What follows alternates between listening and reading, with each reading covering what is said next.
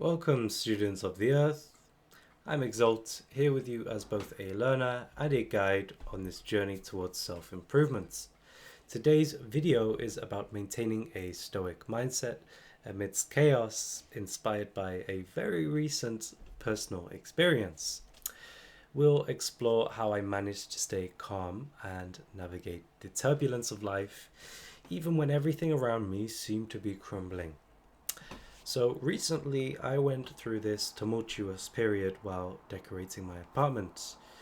Now I want you to picture this.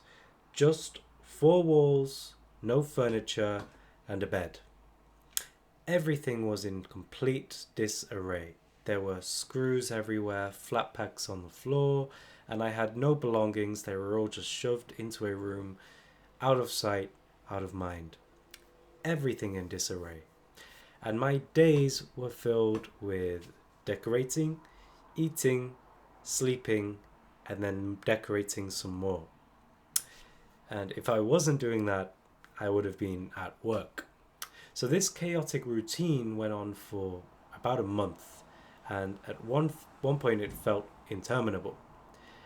I was absolutely depressed by this cycle.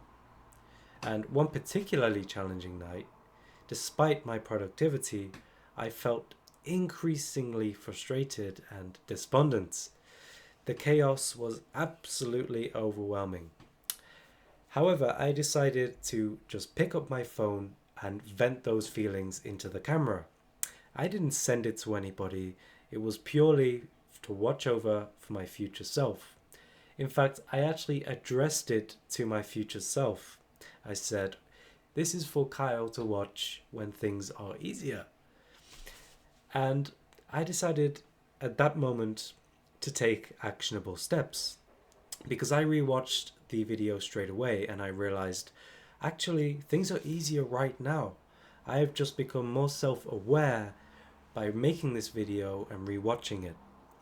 So I got a sudden burst of motivation and I realized that actually instead of trying to battle all of this chaos, I can choose to work with it. So I realized that actually my lack of furniture meant I had little to no distractions at all. It was just my phone. My computer wasn't set up, I had no laptop, it was buried deep under piles of furniture and chaos in my spare room. So I had no distractions, it was just me and my work. And I decided while I was painting my walls to call this theory the $1,000,000 paint job. And that's not because the paint itself was valuable, but because I was painting and I was painting to, or painting for, I should say, my future self. I was envisioning a space where I could generate significant success, and this shift in perspective turned the chaos actually into motivation for productivity, and I went through a massive phase of productivity. Now, it was during this time that I came across a study from 2012 by Dr. Siam Baylock from the University of Chicago. Her and her team of researchers discovered that individuals who faced and overcame chaotic environments exhibited increased levels and merit in resilience and enhanced problem-solving skills. And this study involved participants performing tasks in both chaotic and structured environments, and it revealed that those in the chaotic environments actually adapted better and their problem solving capabilities kicked in, which flared creativity and logic. Very impressive stuff. So by embracing the lack of furniture as actually a lack of distractions and almost flipping the script, I was able to focus solely on my work. And the $1,000,000 paint job was an absolute game changer and mindset shift. I wasn't merely decorating, and I was creating a future space for productivity. This intention gave the whole sense of decorating a new purpose, and it transformed the chaotic environment into a period of intense focus and productivity. I embraced chaos rather than resisting it, and it was incredibly potent and powerful because it allowed me to uncover opportunities within the disorder. So, in the midst of chaos, there lies a calm center. When you embrace the chaos and you just go with the flow, go with the storm, the eye of the storm, you can find a state of kind of focus and productivity.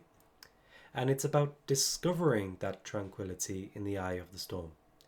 This approach helps maintain focus and keep you grounded even when everything around you is turbulent. Now, it's important to remember that going with the flow doesn't mean being passive, but it's about actively choosing to adapt and work within the circumstances that you've been given. Adaptability can transform chaotic periods into times of growth and productivity. Another thing I like to say to myself is that it's easy to be good when things are going smoothly.